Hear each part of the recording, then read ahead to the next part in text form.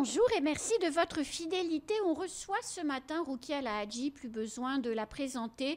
Elle est évidemment la présidente élue de Renaissance Mayotte. Bonjour Roukia Lahadji. Bonjour Anne, bonjour Maoré et en particulier, et toujours la population de Choringui aussi belle qu'elle est. Merci d'avoir accepté notre invitation ce matin.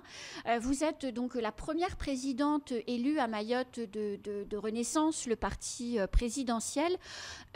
Après les sorties hallucinante du président Azali dans les médias français.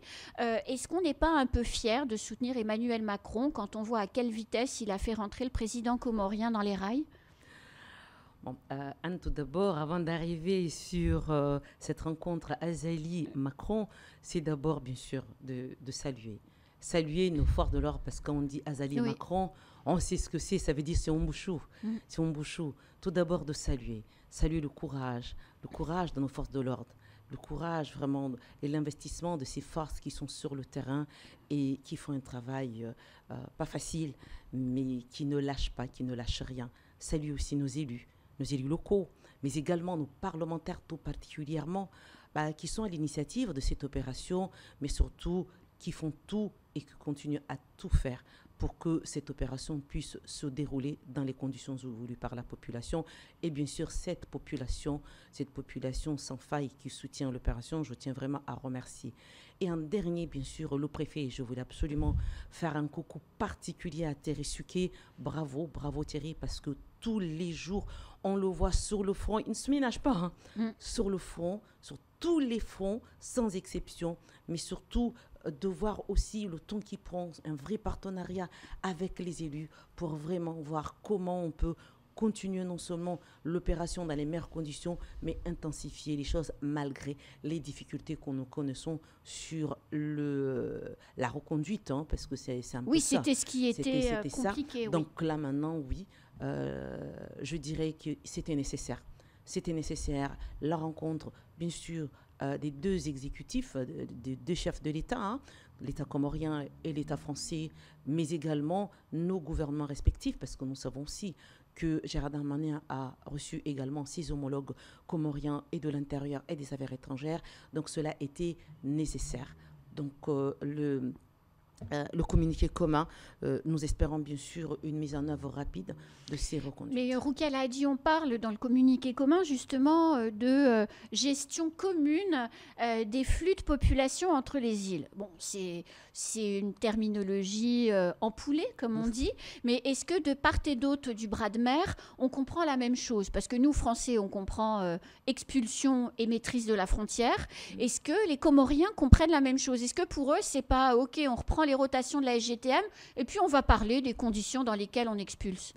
Alors, je fais confiance à la diplomatie, ça là-dessus, parce que nous avons su vraiment, et là, tu l'as dit tout à l'heure, Anne, est-ce que quelque part, on n'est pas fier d'avoir soutenu Macron? Donc, sous Macron 1, Macron a fait ce qui n'a jamais été fait, d'arriver à signer des accords avec les Comores. C'était du jamais vu. Le PDFC, c'était une première. Donc là, on voit encore une nouvelle rencontre. Ça veut dire le PDF, c'était quoi? La maîtrise, bien sûr, au niveau des flux, au niveau des Comores, mais aussi une reconduite pareille. Et là, le travail se faisait.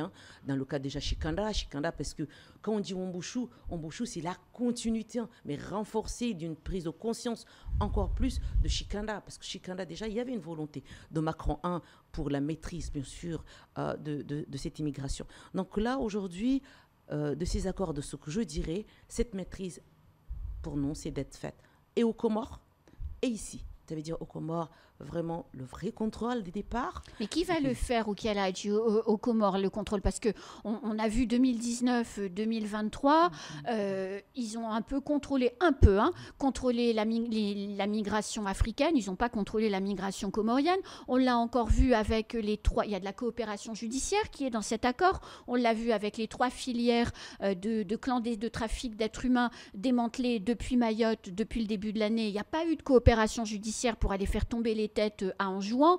Donc, ils font un peu ce qu'ils veulent et de manière piano, les Comoriens. D'où la nécessité, encore une fois, au niveau de la diplomatie, je parle française, à un moment donné, s'il y a des actions de fermeté amené de pouvoir être ferme, mais de maintenir toujours le dialogue parce que nous sommes avant tout, et là je le dis encore, hein, la France et les Comores, c'est une histoire de longue date, de colonie tout d'abord. Mayotte et la France, c'est encore une histoire plus ancienne, vraiment de protectorat. Donc sur ces deux sujets, la France, avec son ancienne colonie, je dirais, qui est devenue indépendant, les Comores, mais qui a toujours la main, hein, on le sait, et ça, on ne vient pas le répéter, ou même, il n'y a pas à prouver, mais son ancien protectorat aujourd'hui, qui est Mayotte, de toujours, nous voulons et nous soutenons, et on voit la population qui veut et qui soutient, les élus qui veulent et qui soutiennent, et l'État aujourd'hui qui a pris cette conscience, à un moment donné, c'est, je pense, qu'il y ait un peu de fermeté pour que les accords soient respectés de part et d'autre, côté français comme côté comorien. Alors, Roukia Lahadji, mardi, au tribunal judiciaire, une condamnation pour l'un des candidats aux élections sénatoriales. Il ne pourra pas donc être candidat. Vous êtes la patronne ici du parti présidentiel. Qu'est-ce que ça a ou quelles conséquences vous anticipez pour la campagne sénatoriale des candidats du parti présidentiel? Entre nous, non, ça c'est, quand je dis entre nous, une décision de justice est prise sur le sujet, bien sûr. Tout que vous venez d'évoquer. Au niveau des Républicains, tout à l'heure, il était là, son représentant a été clair sur les sujets. Quant à nous, on ne change pas de politique parce qu'il y a une décision de justice qui est prise. Nous allons continuer à faire le travail. Nous avons des sénateurs sortants, d'autres sénateurs pro-macronistes ou pro... Alors justement, qu'on comprenne un petit peu comment ça va se passer pour les élections sénatoriales. Lorsque M. Séjourné est venu il y a quelques semaines à Mayotte, il a officiellement dit que les deux candidats qui étaient soutenus par Renaissance, c'était le sénateur Tani et le sénateur Abdallah, puisqu'il a expliqué primo sortant. Tout à fait. Ok, le sénateur Abdallah, il est extrêmement silencieux là quand même, on l'entend plus du tout. Est-ce qu'il est vraiment candidat?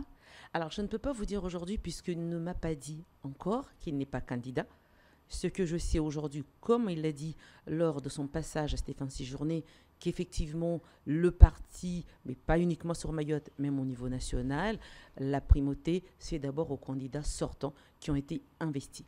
Là, nous attendons bien sûr, c'est pas parce qu'on est investi qu'on y va. Donc c'est aujourd'hui le candidat sortant, Hassan Abdallah, n'ira pas, il nous le dira au moment venu. Mais à la date d'aujourd'hui, 5 candidats investis, donc comme le sénateur Tani, qui sont investis. Aujourd'hui, nous travaillons. Alors, comme vous l'avez souligné, il y a d'autres candidats proches de la sphère macroniste. Je pense au maire de Dzaoudi l'Abattoir, Saïd Omar Wali. Si Hassan Abdallah n'y va pas, ça sera le second investi de Renaissance? Alors, je ne peux pas aujourd'hui, bien sûr, vous dire si aujourd'hui Hassan Abdallah n'y va pas, qui est le prochain. C'est un travail qui sera fait, bien sûr, avec et le bureau Renaissance Mayotte et bien sûr avec Paris. Donc les cartes ne sont pas encore totalement jouées du côté Renaissance, tout comme les LR d'ailleurs, c'est encore un peu la nébuleuse. Je ne dirais pas la nébuleuse, nous avons 2 candidats investis, nous attendons la décision. Il y a le sénateur Tani Claire a déclaré... Et puis il fait campagne. Voilà, non seulement il fait campagne, il fait le travail. Aussi. Donc, il a toujours fait, il continue à le faire jusqu'au bout, comme il est, bien sûr. Et puis après, de ce côté-là, côté Hassan Abdallah, nous attendons sa décision. Donc, vous avez fixé une date à laquelle il faut qu'il ait dit oui ou non pour garantir les chances? Dépôt des candidatures. Donc, c'est quand?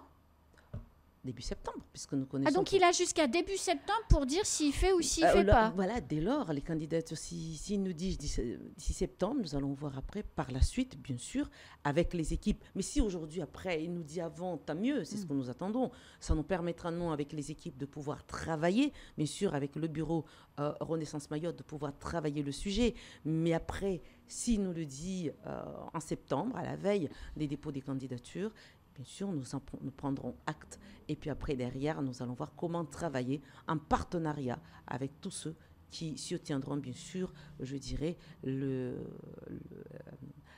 majorité présidentielle, parce que c'est surtout ça avant.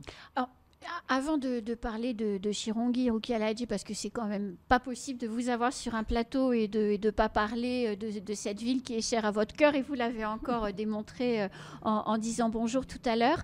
Vous êtes une femme politique, une femme de caractère, vous êtes influente, enfin voilà, tout le monde le sait très très bien.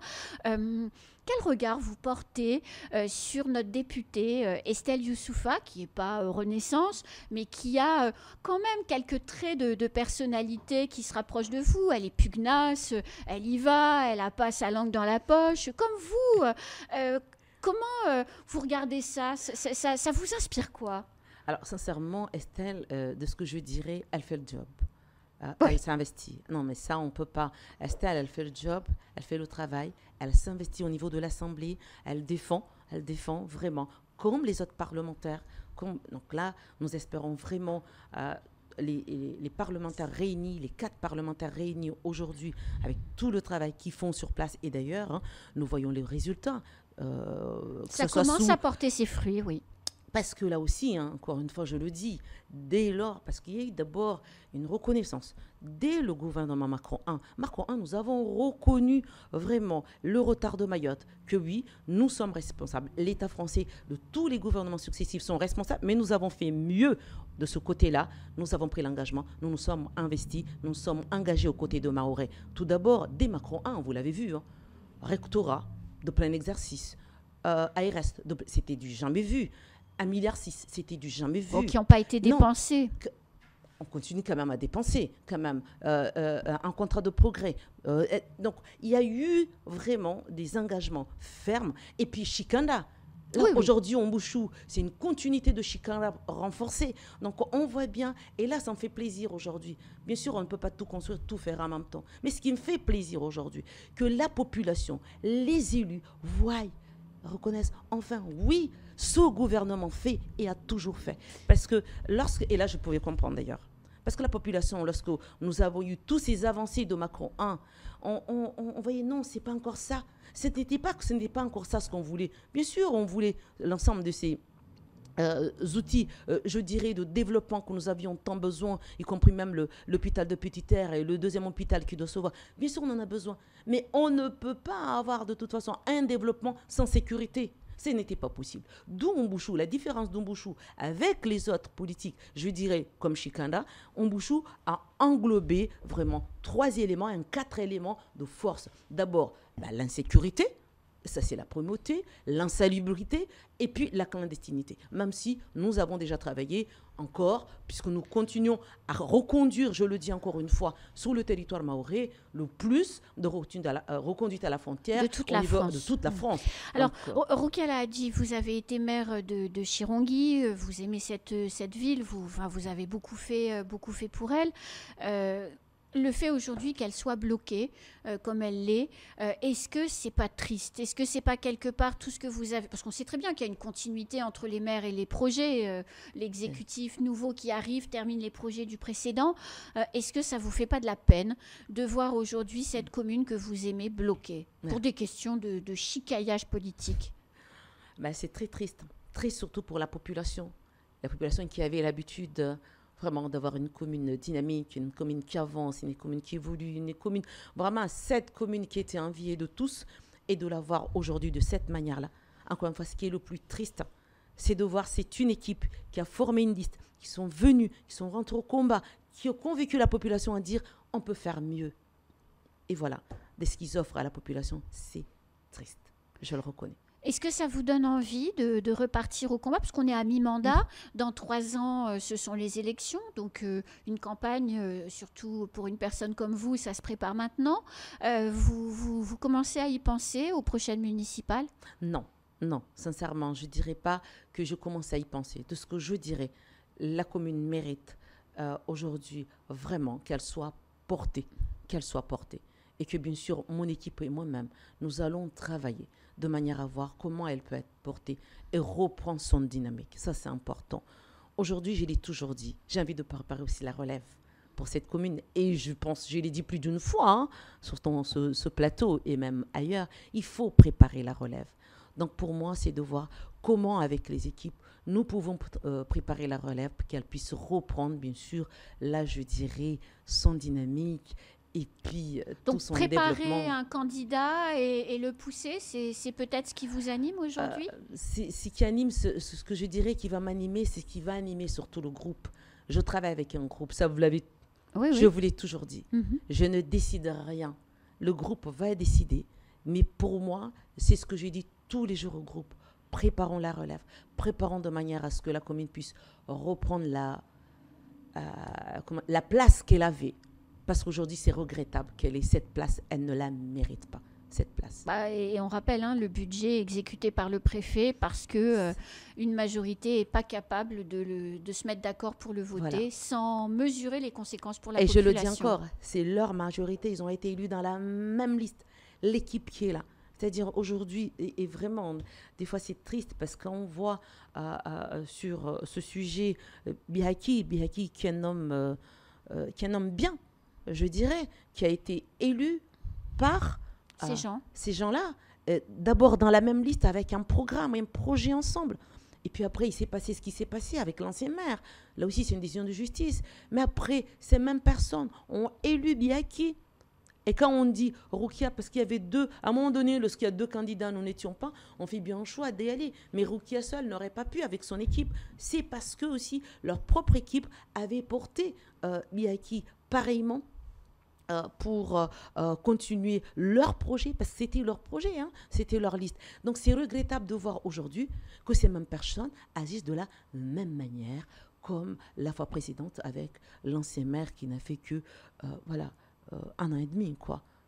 Donc c'est regrettable et j'espère que Bihaki tiendra jusqu'au bout au moins de cette mandature. Parce que la commune ne mérite pas, en tout cas. Et j'en appelle vraiment à la raison de tous ceux et celles qui conduisent au péril de cette commune, qu'à un moment donné, ils ont pris des engagements devant la population. Ils ont pris des engagements dans les urnes, je dirais, et la population leur a fait confiance. Et là, pour moi, c'est trahir la population, ce qu'ils sont en train de faire. Merci beaucoup, Roukia Hadji. À très bientôt. À très bientôt. C'est la fin de ce temps de parole. Tout de suite, la suite de nos programmes.